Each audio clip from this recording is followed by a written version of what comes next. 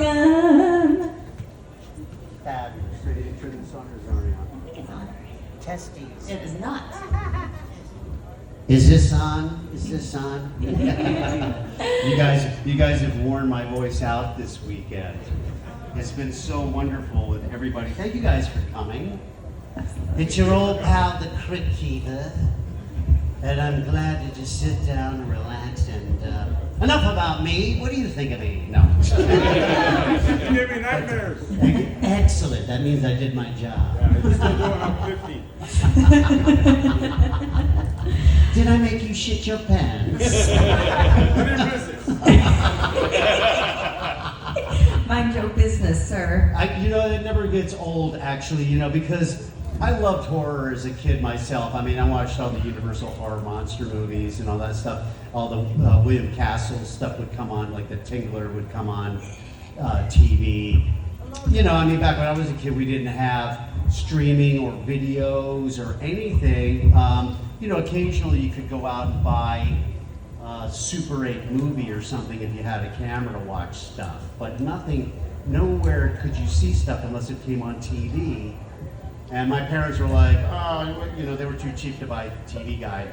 So, you would look through the local newspaper listings, hoping that Twilight movie, which came on at 4:30 in the afternoon, instead of a Doris Day movie or, Oklahoma or something, was playing, Mothra or Attack of the 50-Foot Woman or one of the Universal horror monster movies. Abbott and Costello Meets Frankenstein, which is still my favorite horror comedy. And I remember I loved Frankenstein. I remember there's this scene where they've come from Transylvania and he's shipped Frankenstein and he's, Bud finds it in the packing material, and I'm like, Mom, you can order Frankenstein! And I collected Tales from the Crypt comic books, and I didn't collect them, I had some. My grandfather had a store, and we'd go down with my cousins to go, and they would always try to get stuff off the top shelf, like girly magazines and stuff. But me, I was grabbing the Tales from the Crypt comic books. And I used to have to hide them from my mom. I put them in these Kassir comics that weren't mine. Put that on the cover so she didn't know I was reading them. But I went in the back of some comic book and found like a 6-foot cutout of Frankenstein.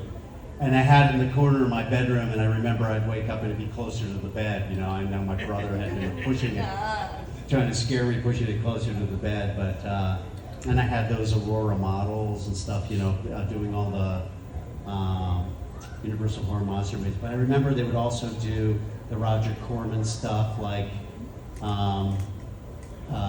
House of Wax, and they wouldn't show things that were too hardcore, like that were too kind of, like fucked up, like Mask of the Red Death, which was, about the Spanish Inquisition, But I do remember going to a drive-in movie. We had 5 kids in our family. We were supposed to sit in the back of the station wagon in our pajamas and fall asleep after the cartoons.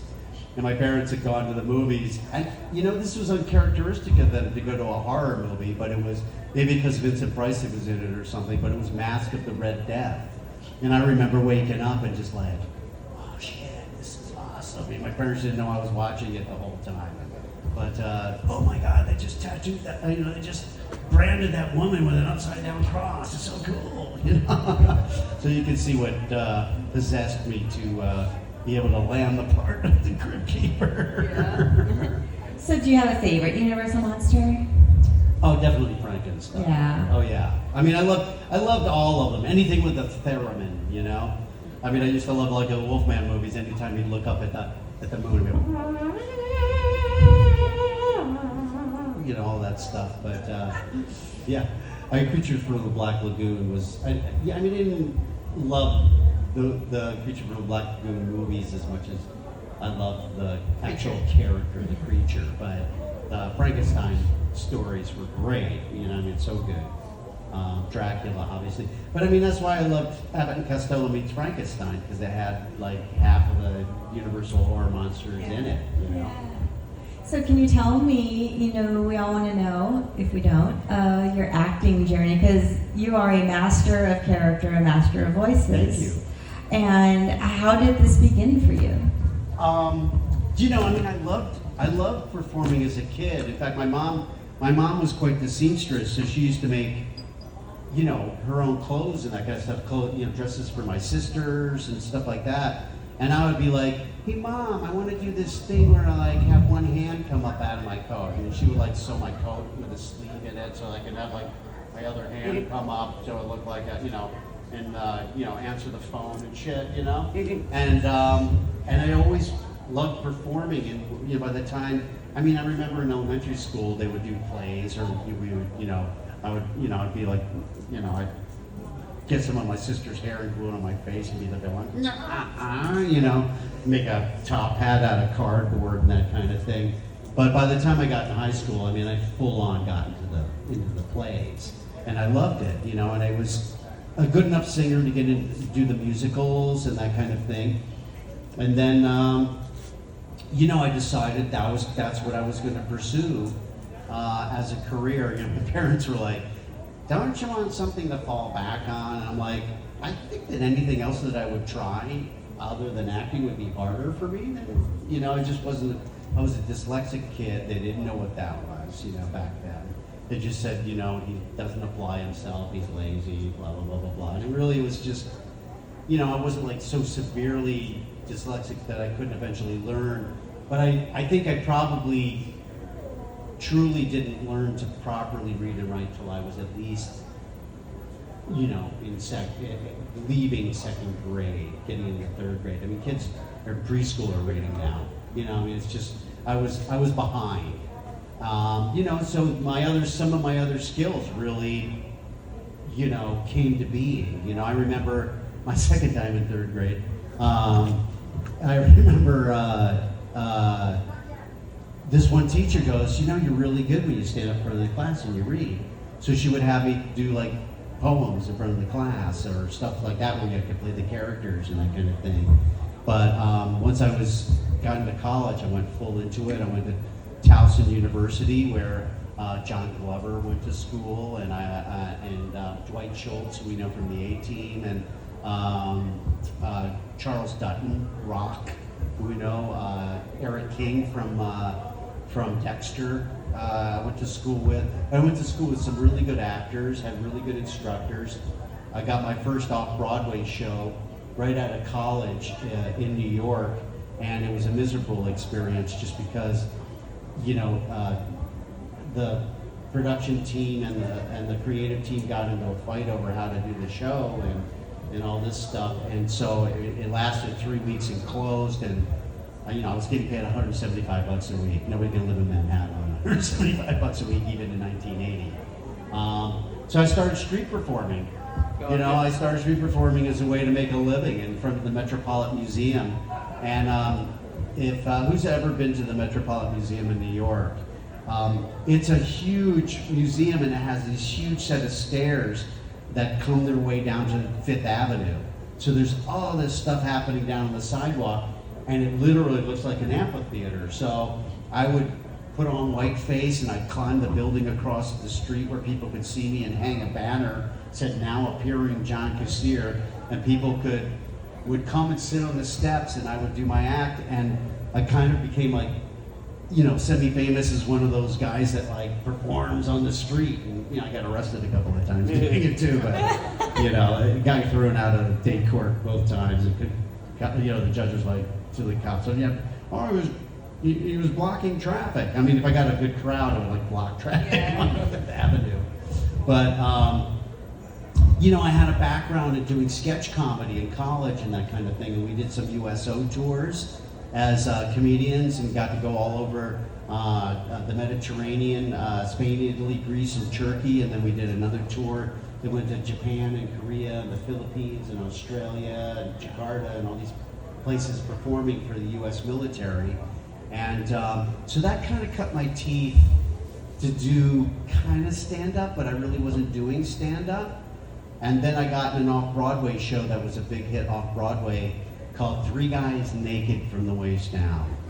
And I know it sounds like a gay review in the Village, right? But it was, think Dreamgirls, but with stand-up comics. So it's a musical about 3 stand-up comics. And it was Scott Bakula, who we all know as a wonderful, not only actor, but stage actor, and can sing and dance and the whole thing. If you've ever seen it, it's amazing. And a guy named Jerry Colker, who had been in Chorus Line and that kind of thing, and he wrote the show. And I played, Scott played kind of like the, charming MC type, and Jerry played this, which was based on himself, played this, angry law student from Harvard who dropped out of school to become a stand-up comic. So he was always up on a soapbox, doing his, angry comedy. And I played kind of like an Andy Kaufman-ish, just lost human being who was confused about his, his religion and his sexuality and all these things. And the first time you meet me, he walks out, and everybody used to record on a tape recorder, record their act so they could listen to it play back. Well, he comes out, and he just walks up on the piano in a monk's robe and hangs himself, records it, and then turns it off and walks off stage. That's the first time you meet him.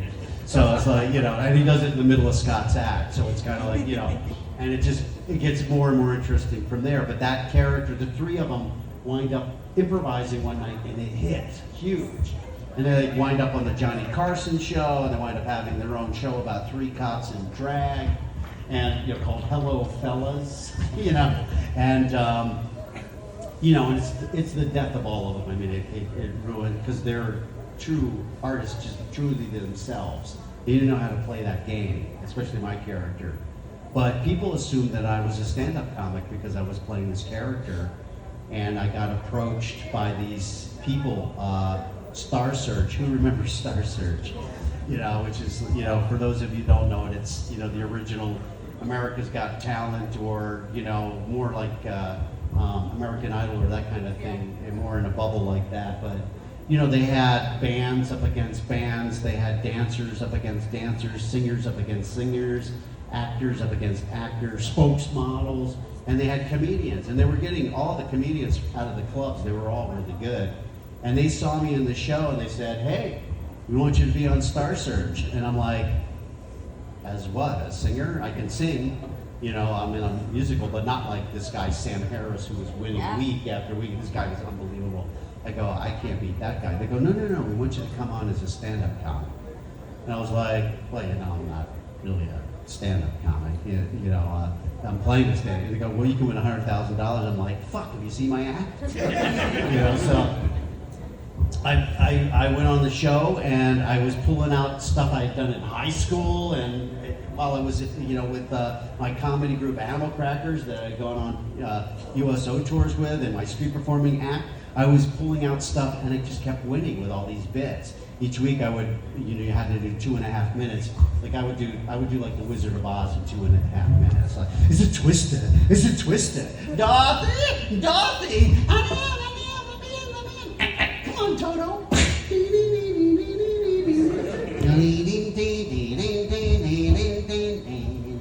As coroner, I must concur, I thoroughly examined her. We represent the lollipop guild, the lollipop guild, the lollipop. Who killed my sister? Was it you with the ruby slippers? Oh, rubbish. You have no powers here. Think of before someone drops a house on you. All right, I'll bide by time. But look at you, my pretty. And a little dog, too. Fly, fly, ah!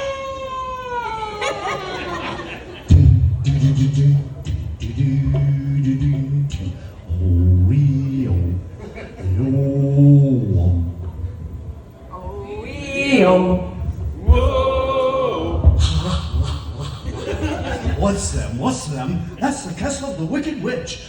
Oh, Dorothy's in that awful place. Oh, I hate to think of her in there. Fellas, we've got to get her out. I got a plan how to get in there, and you're gonna lead us. All right, I'll go in there for Dorothy. Wicked Witch and the Wicked Witch. Guys and no guys, is just one thing I want you fellas to do. What's that? Talk me out of it. Whoa! Whoa!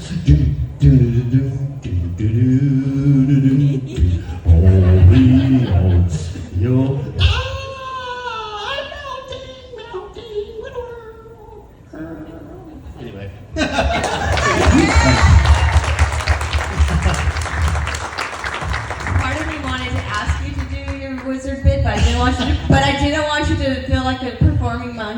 No, so I don't. didn't. But you just didn't. Just So. line them up. God, it's like this is how I've gotten by my whole life, but literally I just kept winning and wound up in the semifinals against Rosie O'Donnell, who was unknown at the time, and I beat Rosie. And then went up against Sinbad in the finals and beat Sinbad in the finals. Wow. And they're like, okay, you won $100,000. Now you're going to open for Tom Jones in Vegas. And I'm like, I can't open for Tom Jones in Vegas. They're like, why not? I go, I got no fucking act. I've been making this shit up for a week.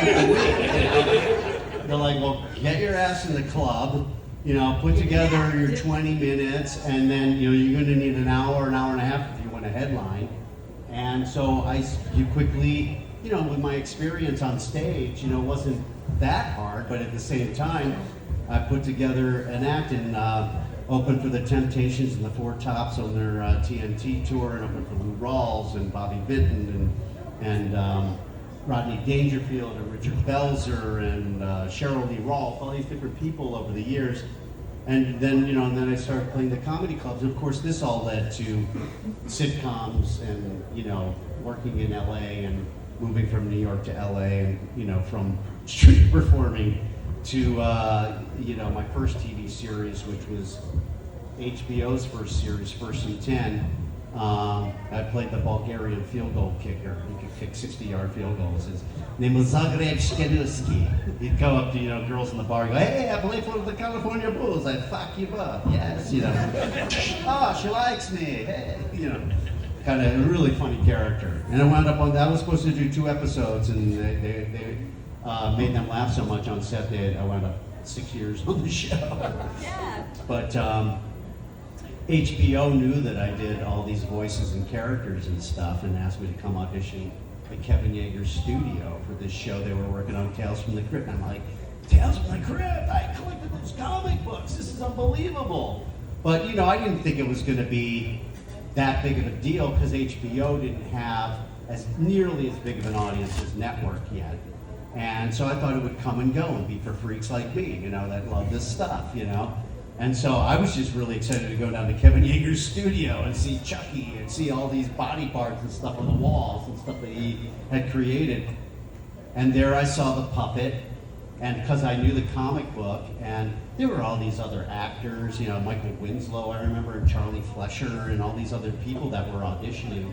And I don't think they understood that he was supposed to be funny. I think they were all trying to make him creepy and scary and, kind of like Freddy Krueger or something, which is fine. I mean, Freddy can be quite funny too, but this was, the Crypt Keeper was an entirely different ball of wax. And, what I came up with for the voice was based on what I saw as the puppet. I gave it the texture because he had holes in his throat and rotting teeth and, that kind of thing.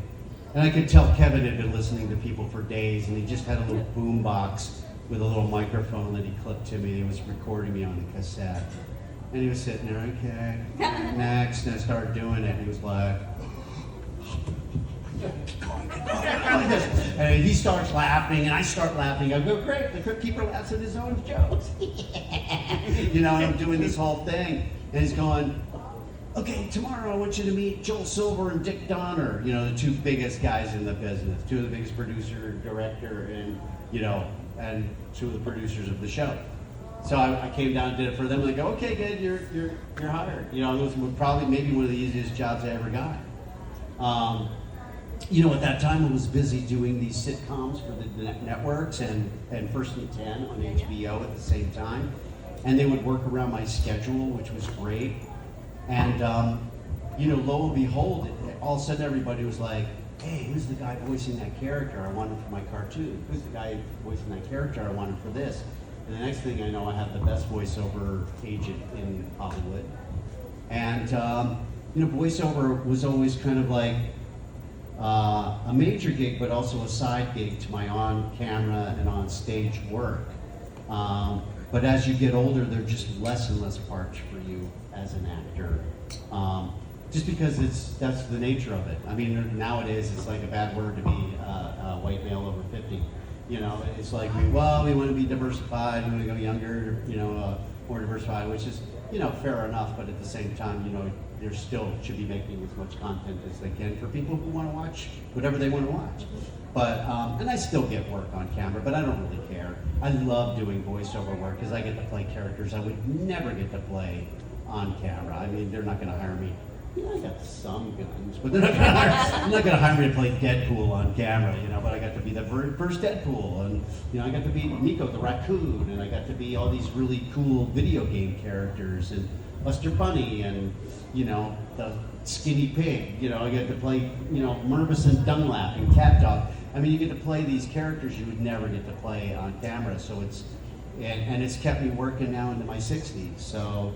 I work at most of the jobs I do now because of the technology I can do for my home studio, so I don't even need to leave my house. So, I mean, you're seeing me dressed up. He's wearing shoes. He's wearing pants. Half of my life is in pajamas or really comfortable clothes that could, double as lounging clothes wear or pajamas.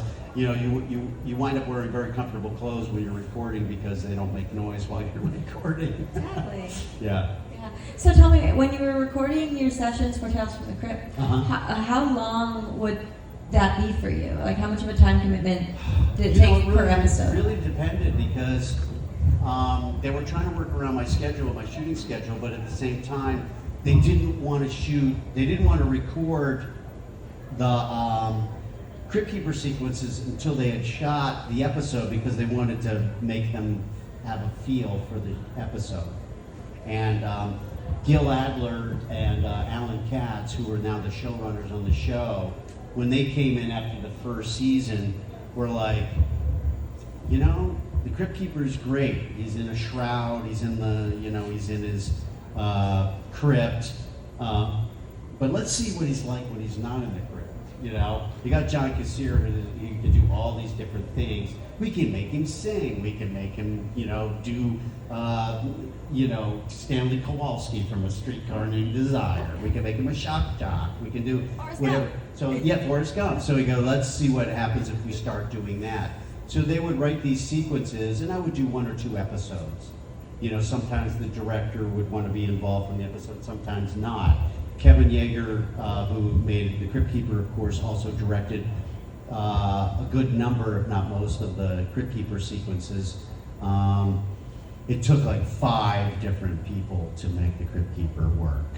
Here was the the guy that worked the head and the torso. Can you hold that for me? The guy that worked the head and the torso. He would do one hand, and then there was another guy working the other hand.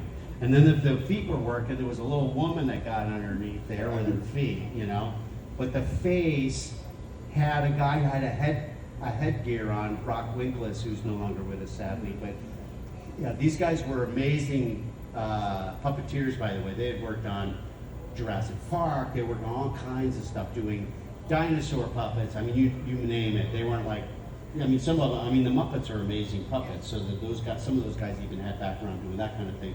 But I'm talking about stuff that you would, like E.T. was a puppet, really, if you think about it. It was, when he walked, there was a little person in there, but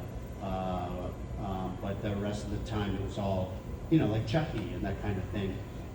So like one guy's, worked the works that just worked the face and the tongue, like this, and the other guy worked the other parts of the face, and then Brock, who did the mouth, had these little toggle switches for the lips. And when you'd open the mouth, you'd go, "Hello, creeps," So like three or four people were on the face alone. Yeah. Yeah. Face alone. And then you had the body and feet. Does anybody have that Digby Deal tabletop book of the Crypt Keeper, Tales from the Crypt? If you find it, it's really cool. It talks all about all the comic books, all the episodes, and then it talks about how the Crypt Keeper worked and how its evolution. It's really good if you get a chance to get a hold of one. Beautiful. A lot of people Beautiful. people bring them in every once in a while to get signed, kind of thing. So I see them around. But it was a really great process. I think if you notice when we first started, the Crypt Keeper's mouth didn't move much because they didn't give Kevin much money to work with. So he was using spare parts from his shop, In fact, a lot of you have heard by now that they use Chucky eyes on the Crypt Keeper. You know, that's because that's what he had in his shop. You know, I think he had meant for that to be temporary, but loved it so much when he saw how much personality it brought to the Crypt Keeper. But the mouth, when we started, I had auditioned for what you normally hear as the Crypt Keeper, but when I came in to record the first couple of episodes, you know, hello kitties, he goes, no, the mouth doesn't work that well. Can you make him, you know, so if you watch the first couple of seasons, a season or two, the Crypt Keeper talks slower and more ominously. That's hot. And he's thank you. And he's still kind of fun and creepy and funny, but you know, well, kitties and this little tattletale. You know, and so then when the show was popular and we got the opportunity to get some more budget to spruce him up, Kevin of course made him, you know, so you could really make him move his mouth and that kind of thing. And we were and it coincided with what, you know, Alan and Gil were doing with the personality of the Crypt Keeper, infusing my personality into it. But it, you know, gave me the opportunity to make him faster, funnier, and more, you know, openly vocal with what we were doing. So it was a pretty cool evolution. I mean, it was hard because if somebody wanted to interview the Crypt Keeper, you had to try to get all the puppeteers there and all this stuff. If you look at some later specials and stuff, they made this Crypt Keeper that it worked automatically with my voice, and it looks like shit. It feels like not only dead but dead. It's double dead. Isn't that No expression. Yeah, you know, it just didn't have the same thing. I mean, to have these puppeteers doing that job was really amazing. But I got to tell you, you know, I mean, nowadays probably somebody would probably try to CGI him or something, but to me, I think that would be a mistake. Because I think the fact that you guys are sitting here is, you know, when you were kids and you saw that, was the fact that he was a puppet. He was this creepy little puppet, and you had to watch him, and he infused you with, at first, fear that became some level of joy. I mean, you know, in my guesstimation, I think, you know, the reason we love horror is because it stimulates something in you that you don't feel every day. You know, this one thing in you that you don't get to experience. And you can watch horror movies and material with experiencing the fear without the actual physical danger of what might happen, you know, to you. Unless you have a heart attack while you're watching or whatever. Or unless it was a William Castle movie where they used to electrocute people in their seat on purpose to make them jump at certain points. You know, pass out the vomit bags to the so it's kind of fun to have like the Crypt Keeper, which was a character that let you know this is supposed to be fun. And he's a puppet, and he even talks to you like you're on a kid show. Hello, kitties. Hello, boils and ghouls. In our next little episode, oh look, it's Johnny's birthday. I wanted them to do that where they like, you know, like they used to do on Howdy Doody or some of these kid shows. They used to scan like whose birthday it was that month, you know. I wanted them to do that. They actually had thought about doing that. And they started posting that stuff in back of some of the comic books.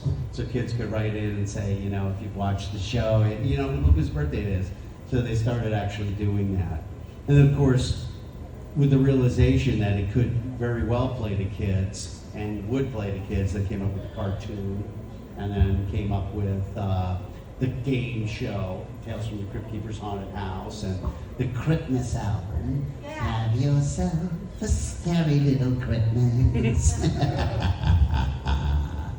Which was really fun. It's really, really well done. Out of all the stuff we did on the side, because I was expecting to show up, they would have some synthesizer, you know, tracks or something to sing to, and some schlocky lines or whatever.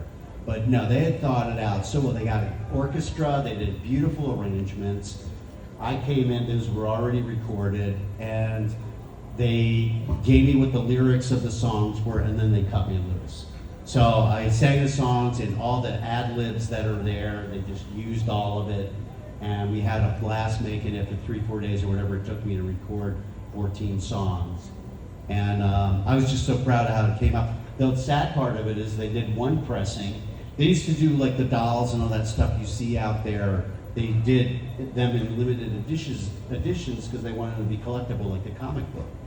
But, as a result, a lot of people are like, I can't find any of that stuff. They find, of course, unlicensed stuff that's aftermarket stuff, which there's nobody really watching the story. I mean, the show was that long ago that some of the older people, including Jack Wall, who was our guy who did all the merchandising and stuff, is no longer with us, sadly. So nobody's actually pursuing other things. A lot of people ask me why aren't they doing new episodes? We don't have the rights anymore from EC Comics.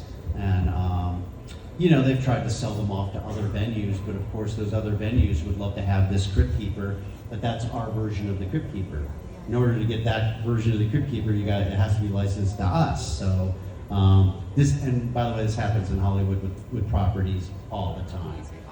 Yeah, and people just move on. They get onto other projects, especially our big producers. Our producers were Joel Silver, who produced all the Lethal Weapon movies, Matrix movies, Die Hard movies. I mean, he probably at that time was the biggest film producer in the business, along with Dick Donner, who was also working out of his office as producer and director, who directed the first Superman and Goonies and all the Lethal Weapon movies, and big guys, Walter Hill, 48 Hours, Warriors, Dreamscape, and Bob Zemeckis, Back to the Future, Forrest Gump, you name it,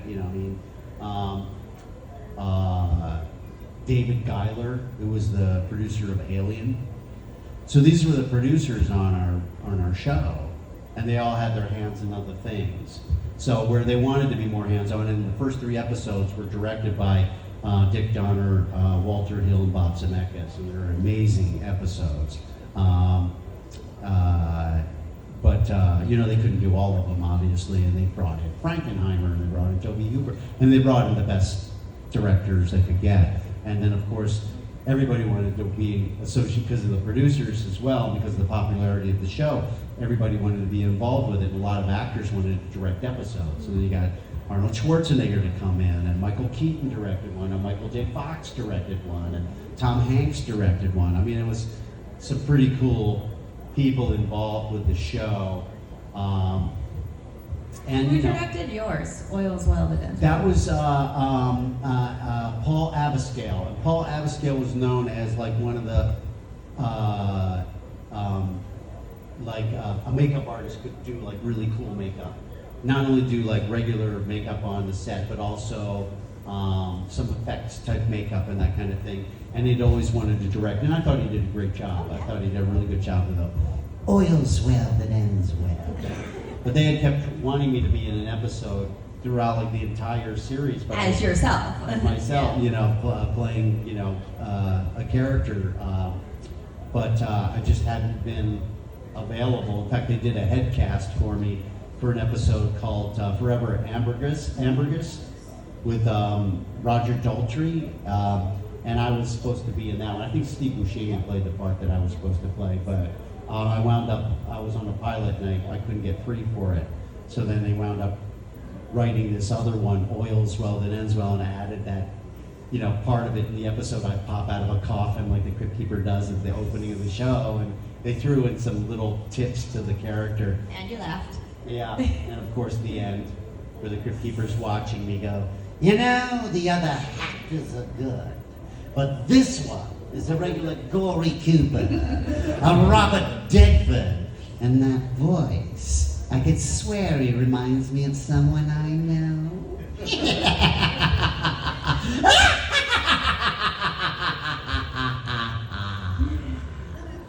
Well, John, I could talk to you personally about everything for forever, but let's throw it out to the audience for some questions, please. yes? Yes, please. Who has a question? Anyone at all?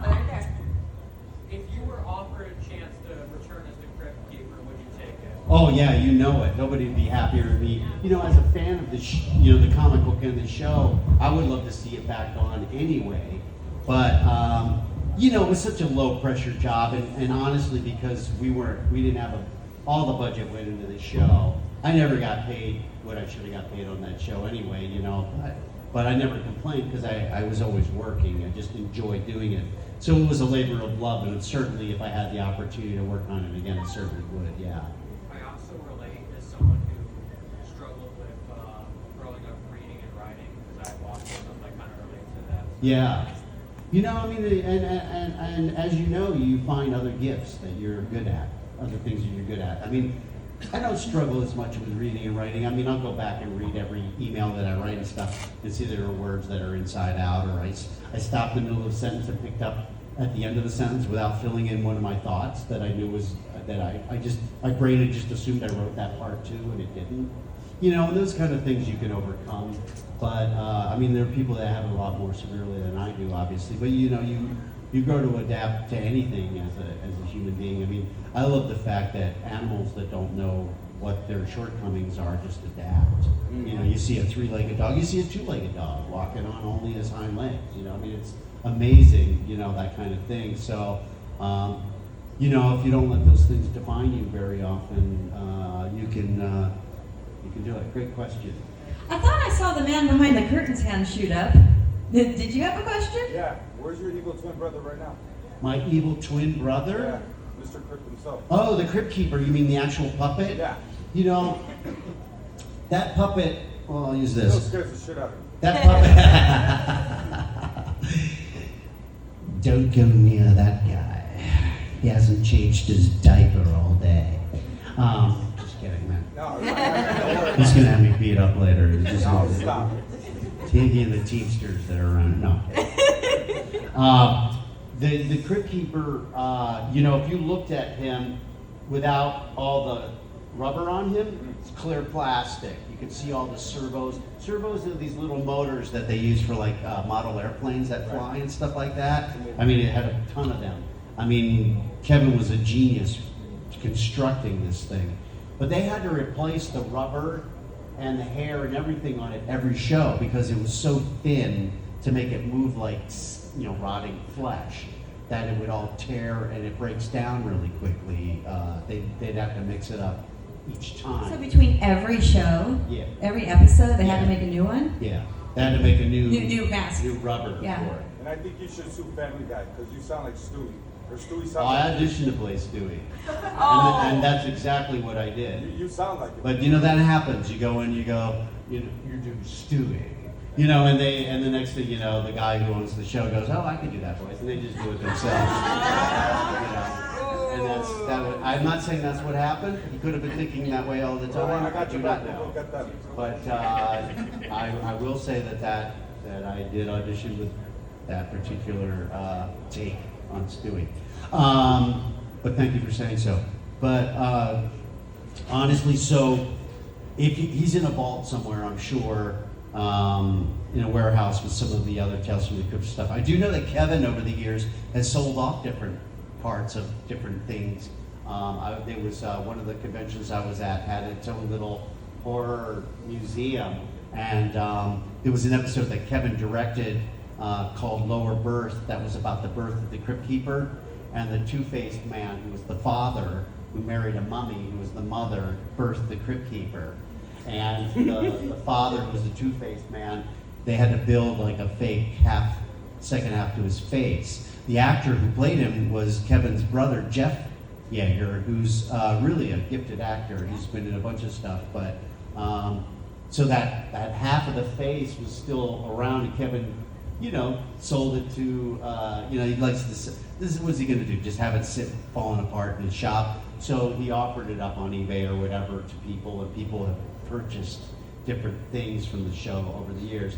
But I'm sure that that's because it's owned by, whether it works or not, or whether the technology is the way they would do it now. You just had to be Yeah, amazing. I mean, you know, it's all, I mean, it had all kinds of wires and all kinds of stuff. I mean, it was yeah, it would I be bet pretty in a cool. glass box. But, you know, they probably had more than one as a backup over the years, whatever, but they're in some vault somewhere without any rubber on them, so they probably look pretty creepy. Even better. Yeah. Anyone else out here? Yes, right there, and then there. With your background and everything like that, how much of the lines did you ad lib? On the show, occasionally, but they had great writers. I'll tell you that it was, very often they would pimp out the Crypt Keeper for Bud Light or something like that, and then there was some other stuff that we did where the people would write their own copy from the advertising agency, and you could tell the difference because the writing was not as good as what our writers did. Like the pun seemed a little forced. They tried to put too much in the sentence, so it just didn't work. So a lot of times I would have to rewrite that stuff for them. But I would improvise stuff and it would wind up in the next script. It's like I was just being funny. I never thought it was going to wind up on the show. It's like, I don't know what we were talking about, but I was like, I love a ghoul who'll give you head and then let you keep it. Sure enough, it showed up in the next episode, where the Crypt Keeper's in bed with a corpse, and they've got like one of those big hearts of candy in her lap, and he puts his arm around her, head falls off in his lap, and he delivers that line. And I was like, awesome. But I used to have to improvise as him when each season, I would have to do radio interviews on drive time that started on the East Coast and all the way across the West Coast, like maybe 50, 60 of them over 2 days, as the Crypt Keeper. I mean, they didn't want to talk to me, they wanted to talk to the Crypt Keeper. So I would have to improvise as the Crypt Keeper and come up with all these puns and stuff, those guys that do the morning shows where it's usually two guys or a guy and a girl, like a Howard Stern type of vibe where they're talking. In fact, I did do the Howard Stern when we released the Crypt Jam. Chucky Booker, who used to write for Janet Jackson, wrote for us. They had me on Howard Stern. I'm on the phone calling, and Howard's like, okay, John, let me start. Back then, if he didn't know you, he just went right after you. His humor was like, I'm just gonna pick this apart. So he'd start out with like, all right, John, I don't even like the Crypt Keeper. Oh, he's awful, blah, blah, blah, blah, blah. And I was like, I'm just like you, Howard. I love to be hated. And the more he said stuff about me, the more I doubled down and made him laugh. And he was like, oh my God, this is hysterical. He goes, well, it's just a puppet I don't like. You're hysterical. He goes, well, what about this album? What is this, like the William Shatner album or something? And I'm like, no, it's actually, he said, Chucky Booker wrote it. It's actually really good. And he started playing it, and he listened to it. He goes, this is really good. He goes, but I hate these DVDs. And he goes, why can't you break these DVDs? I'm trying to break, and that kind of thing. So, but they called back and said, how much they loved it. They were going to have me back on. I never wound up back on there, but they did. Recently, somebody told me they were doing a thing like all the people who have done raps and never should have on Howard Stern. But then when they got to the end of it, they go, these are some ones that were successful, that were good, and they played the Crypt Jam, which was kind of fun. But every once in a while, I'd hear from Gary Dell'Abate, who's his, thing. But I used to have to improvise all that stuff as the Crypt Keeper, I like start, oh, that's a good one, I'll have to remember that one for the next one. I'd start, jotting, I had like a cheat sheet, and I'd be on my way to an audition or something early in the morning, because I had to start at 5 in the morning, I'd be doing it from my cell phone. Which was built into my car back then. Yeah. When you first had a cell phone, you either had the brick, which looked like a smaller version of a G.I. Joe, on the field radio, or you had it built into your car, and you picked it up with a wire like it was a regular phone, Good question. Someone right there? Yeah. What do you have exciting to tell us about your future projects?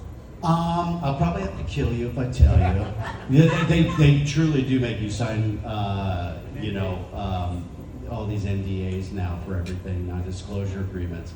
But I work a lot for Illumination, does all the Minion movies and stuff like that. Like when you go watch those, you'll see my voice flash by as like additional voices. But if you watch the movie, you'll go, that kind of sounds like it would be Kassir. I mean, I'm a shitload of voices through those things, The little Eastern European guys chasing down the street. And,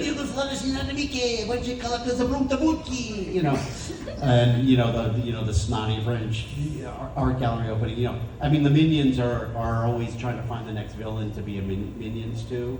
And so over the years, I've got to play some really fun villains and that kind of stuff. But You know, I do a lot of advertising stuff too. I didn't used to get as much of that, but over the years they've gotten more fun with some of the advertising stuff and want voices, and then around Halloween or, you know, the horror days, you know, a lot more people want, you know, that kind of thing. I get asked to do a lot of independent features and stuff on camera, and it really depends on whether I have the time to do it or, you know, whether I think it's gonna, you know, you don't want to do it, it's gonna suck.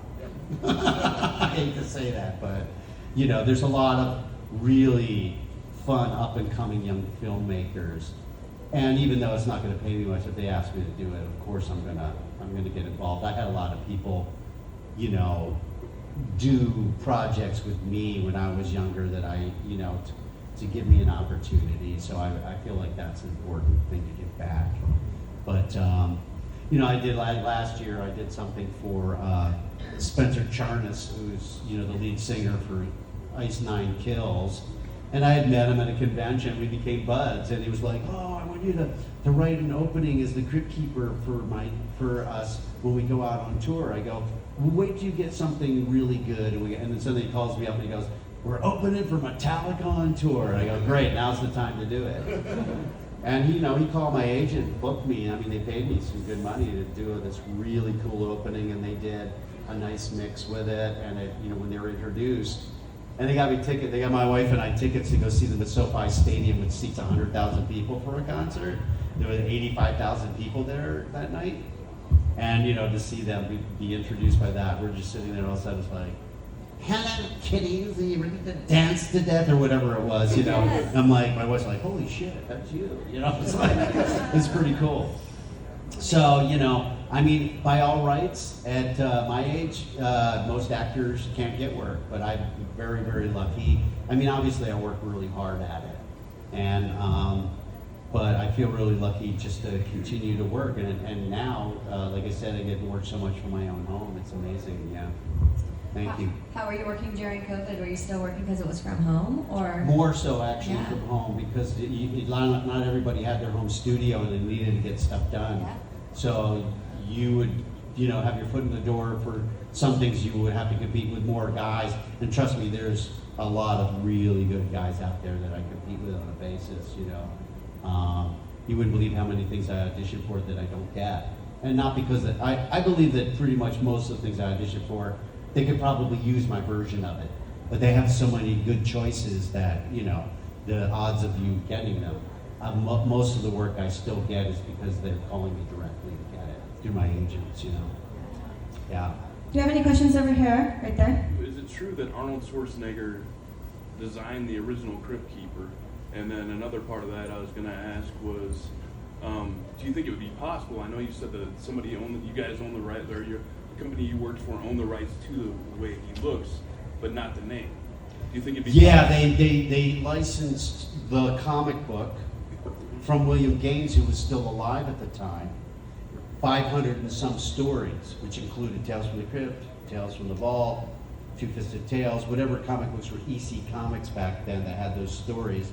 They had 550 stories to choose from, and I mean, nobody back then did 93 episodes on cable. That was unheard of, you know. So at that point, they were done. Nobody was going to come up with the money to do more, because that was enough to sell them in syndication and that kind of stuff. But do you think that they would be able to use like that image, call them maybe something slightly different and sell that?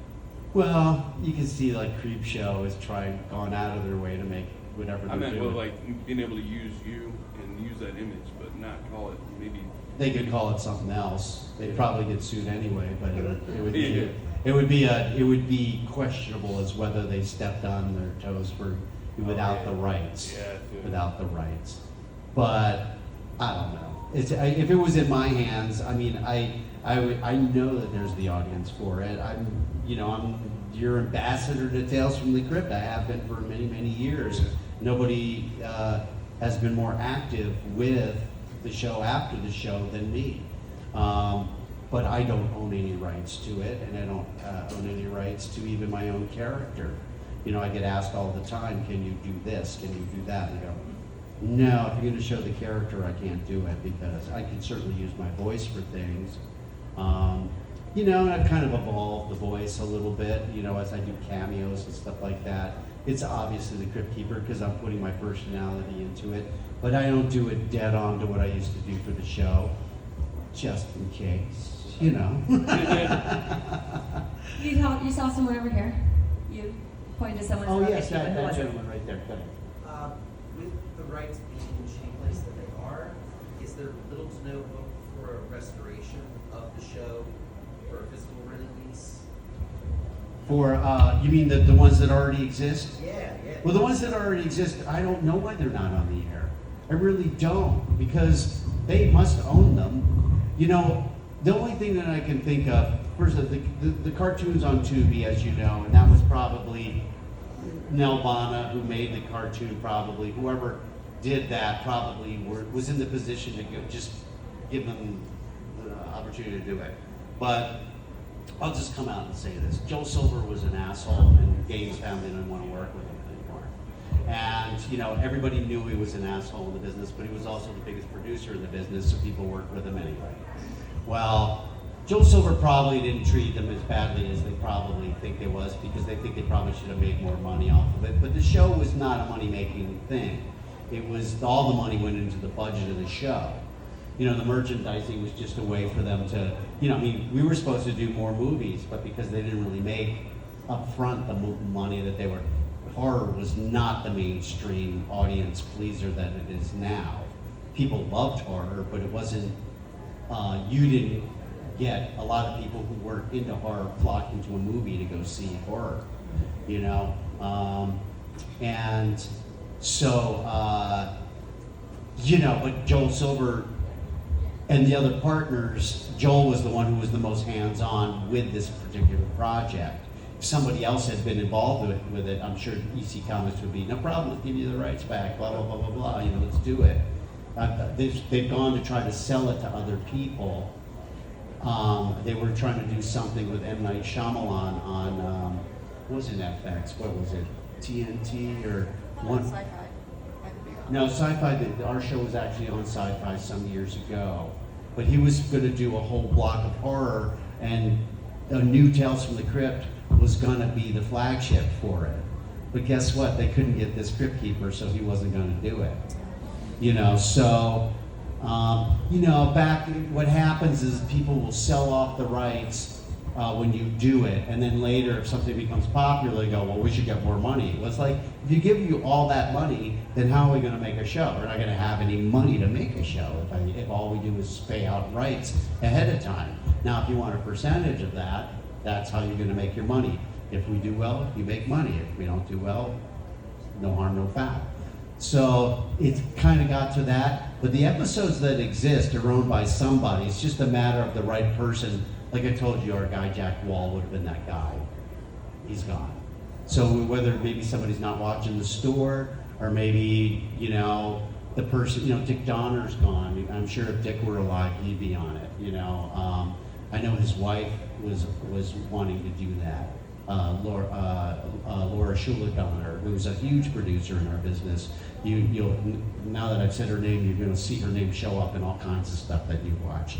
But I know that she was interested in trying to get it back on the air streaming, because, you know, like I said, HBO didn't own their own shows back in the day, because they didn't have the budget to give you all the money to make it. So the way you would make your money is selling it off in syndication to make the show. And but I'm sure that they could, if they wanted to or had the money to, they could license it for very little money, you know, in their earlier shows. Because a show licensing for little money is better than it not being seen at all.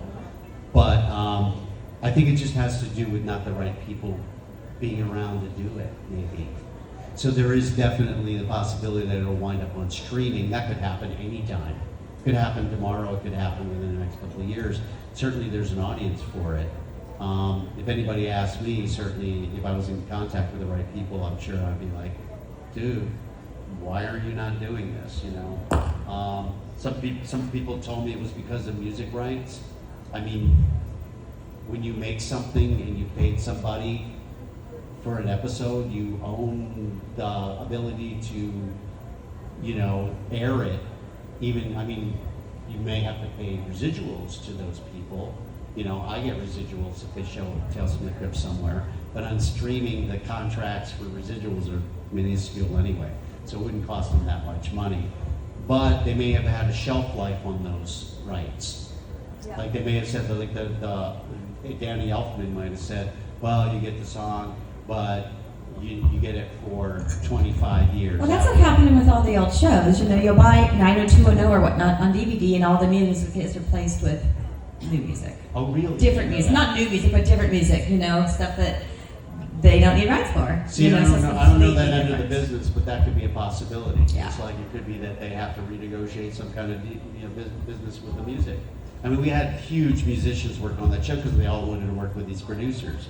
Hans Zimmer, you know, Ry Cooder did the music for the Walter Hill episode, The Man Who Was Deaf, which is awesome. I mean, we had Danny Elfman, obviously. We had big music on that show.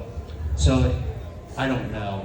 You know, if I was privy to all that information, I could tell you more. But you know, that's why some of this stuff people just don't want to. You know, they've moved on to something new. That's where they're going to put their energy. Mm-hmm. You know, people are like, why is it not on Blu-ray? Well, you know, it wasn't that long before Blu-ray came out that they had just done it on HD. Mm-hmm. Plus, we shot it on 35 millimeter and made it look grainy on purpose, so it looked old school.